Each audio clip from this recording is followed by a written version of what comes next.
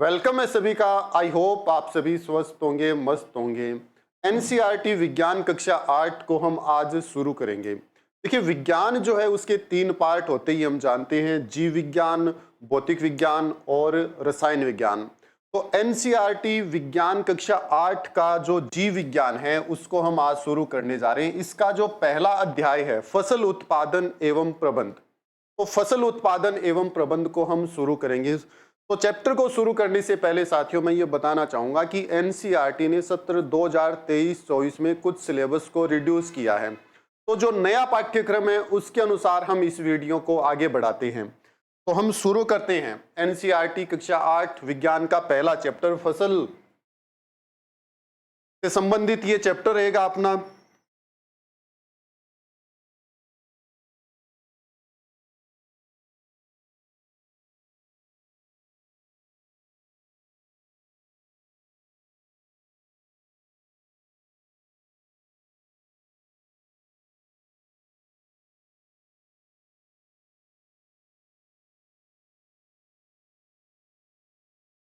तो फसल उत्पादन एवं प्रबंध ये अपना पहला चैप्टर है। इसमें सबसे पहले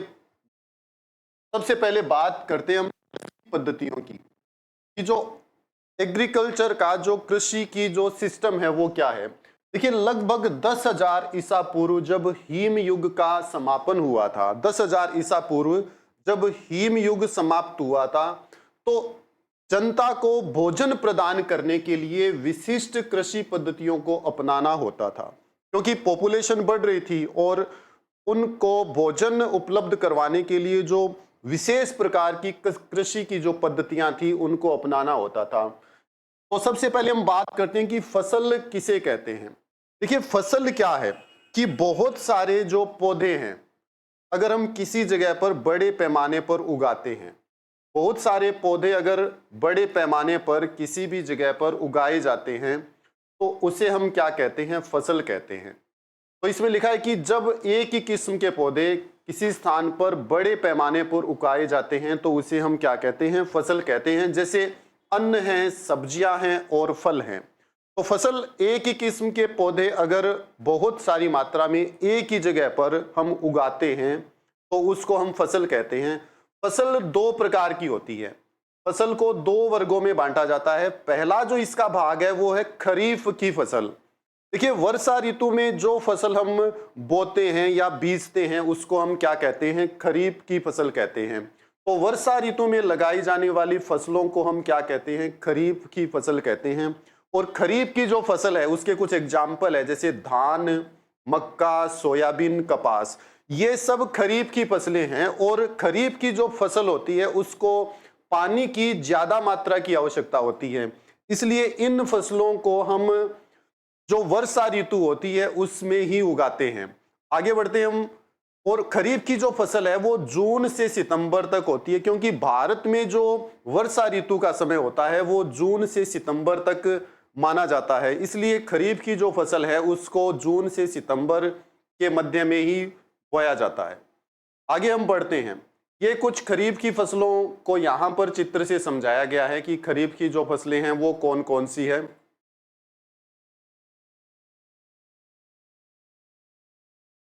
खरीफ की फसलें जैसे अभी हमने पढ़ा था, धान है, जैसे धान को हम क्या कहते हैं, खरीफ की फसल कहते हैं।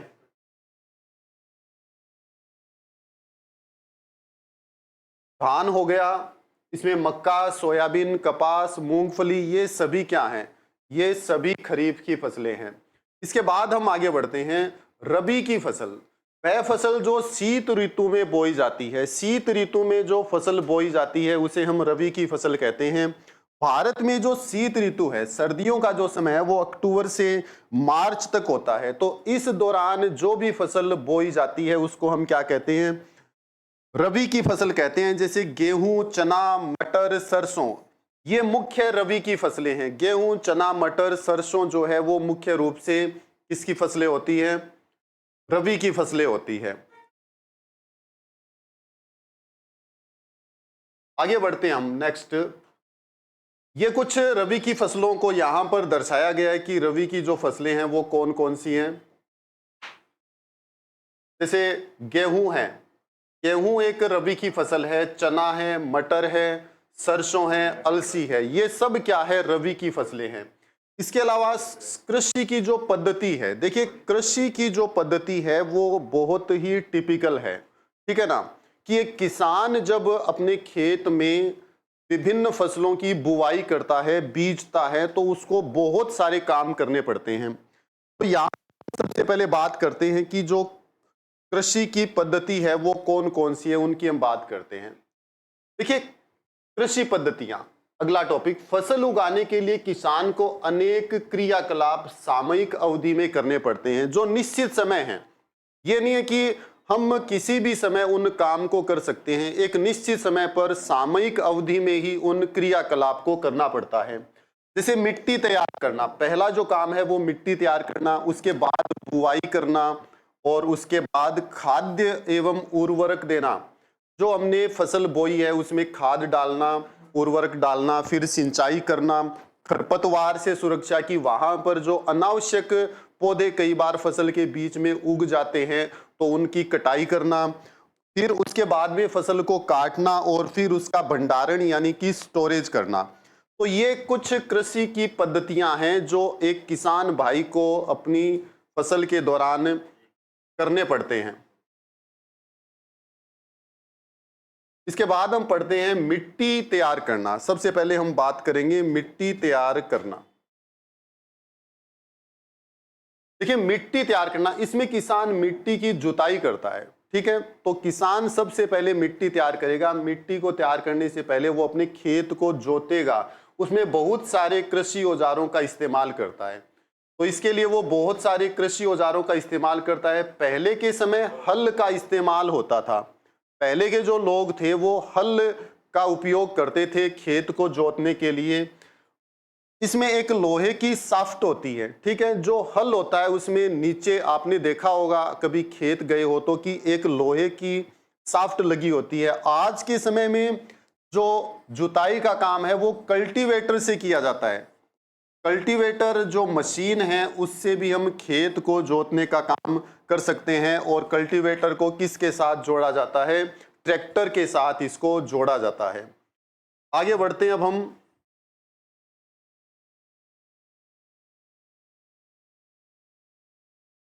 तो अभी हम बात कर रहे हैं कि जो विभिन्न कृषि पद्धतियां हैं जो एक किसान अपने खेत में फसल को बीजने के लिए काम में लेता है, उनकी हम बात कर रहे हैं, ठीक है। दूसरा जो काम है वो है बुआई का। बुआई करना जो है वो दूसरा काम होता है। इसमें एक कल्टीवेटर को दर्शाया गया, देखिए साथियों, कि यहाँ पर ये जो ट्रैक्टर है इसके साथ ये जो उपकरण लगा हुआ है इसे हम क्या बोलते हैं, कल्टीवेटर बोलते हैं। दूसरा जो काम है वो है बुआई, ठीक है, मतलब बीज डालना। इसमें किसान अच्छे बीजों का चयन करता है, वो मार्केट से, मंडी से क्या करता है, अच्छे बीज लेता है। बुआई में भी किसान हलिया, ठीक है, हलिया कल्टीवेटर का इस्तेमाल करता है। यहां पर ये देखिए हलिया कल्टीवेटर है, इसमें बीज को डालते हैं ऊपर से और फिर वो सभी जो अलग अलग जगह पर वो बीज गिर जाते हैं। इसकी मदद से बीजों को मिट्टी के अंदर मिला दिया जाता है। इसको आज के समय में सीड ड्रिल नाम दिया जाता है। इसको हम क्या नाम देते हैं, सीड ड्रिल इसको नाम दिया जाता है। ये जो है अपना मिट्टी तैयार करने का कल्टीवेटर है, ये भी एक प्रकार का सीड ड्रिल है जिसको भी हम क्या कहते हैं, कल्टीवेटर ही कहते हैं, ठीक है। और ये जो है हलिया कल्टीवेटर कहलाता है। तो अब हम आगे बढ़ते हैं। तीसरी जो प्लानिंग है किसान की वो होती है खाद्य एवं उर्वरक देना। क्योंकि फसल को जब वो एक बार बीज देते हैं, बीज को जब जमीन में डाल दिया तो इसके बाद का जो काम है वो है खाद और उर्वरक देना। क्योंकि अब उसको फसल को बचाना है, फसल को बचाने के लिए वो क्या करता है, खाद और जो उर्वरक है वो देता है। फसल में खाद और उर्वरक अब दिए जाते हैं, ठीक है। ऐसे पदार्थ में मिट्टी में पोषक स्तर बढ़ाने के लिए मिलाया जाता है। तो खाद जो हम डालते हैं उसके अंदर, बीज जो हमने डाले हैं मिट्टी में वहां खाद डालेंगे तो उससे उनका पोषक स्तर जो है वो बढ़ जाएगा और उन्हें खाद और उर्वरक कहते हैं। खाद आमतौर पर हमें गोबर से, मानव अपशिष्ट से और पौधों के अवशेष के विघटन से प्राप्त होती है, जबकि उर्वरक फैक्ट्रियों में तैयार किए जाते हैं। जो उर्वरक है उनको तो फैक्ट्रियों में तैयार करते हैं, और खाद जो होती है वो गोबर से या मानव अपशिष्ट से या पौधों से तैयार की जाती है। उर्वरक से मिट्टी को हुमस नहीं मिलता, ठीक है ना। हुमस को कम करने के लिए, ठीक है, उसको हम क्या करते हैं, वहां मिट्टी मिला, जबकि खाद से मिट्टी को प्रचुर मात्रा में हुमस मिलता है। ध्यान रखेंगे, उर्वरक से तो हुमस नहीं मिलता है, जबकि खाद जो डालते हैं उससे मिट्टी को क्या मिलता है, हुमस मिलता है। तो अब अपना जो वीडियो है बहुत लंबा न हो, इसलिए हम आज यहीं तक पढ़ते हैं। मिलते हैं फिर कल आगे के टॉपिक के लिए। तब तक सभी का बहुत बहुत धन्यवाद।